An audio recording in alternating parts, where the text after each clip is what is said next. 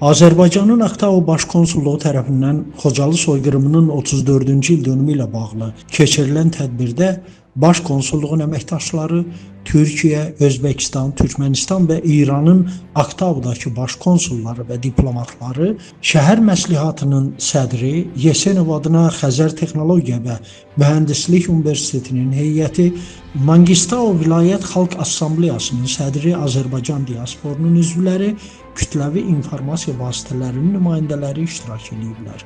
İştirakçılar öncə Xocalı soyqırımının dəhşətlərini özündə əks etdirən foto sərgi və kitablarla tanış olublar. Tədbirin əvvəlində Xocalı qurbanlarının xatirəsi ehtiramla yad edilib. Sonra isə Baş konsul Ayxan Süleymanlı, Aktau şəhər məsləhətinin sədri Sembiqali Zakenov, Dostluq Etnomədəni Birliyinin keçmiş rəhbəri Vaqif Nəbiyevin çıxışları olub.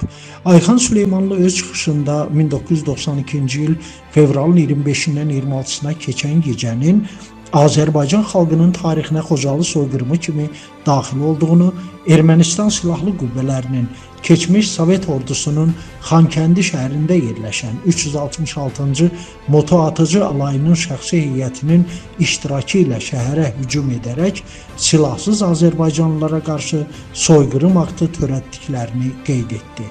Vurğulandı ki, bu hərbi təcavüz zamanı Xocalı darmadağın edilib, dinc sakinlərə amansızcasına divan tutulub.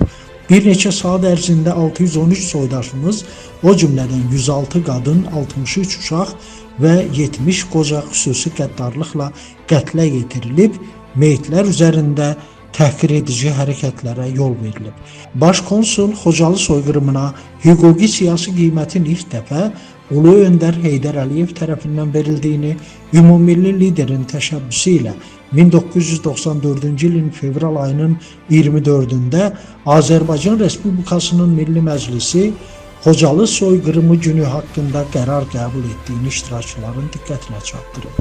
Çıxışını davam etdirən Baş konsul bildirib ki, 2020-ci il sentyabr ayının 27-sində başlayan 44 günlük vətən müharibəsi nəticəsində Azərbaycan Respublikasının prezidenti İlham Əliyevin rəhbərliyi altında müzəffər ordumuz işğal edilmiş torpaqlarımızı azad etdi və hazırda Xocalı şəhərinə məcburi köçkünlərin öz doğma yuvalarına qayıtması davam etdirilir.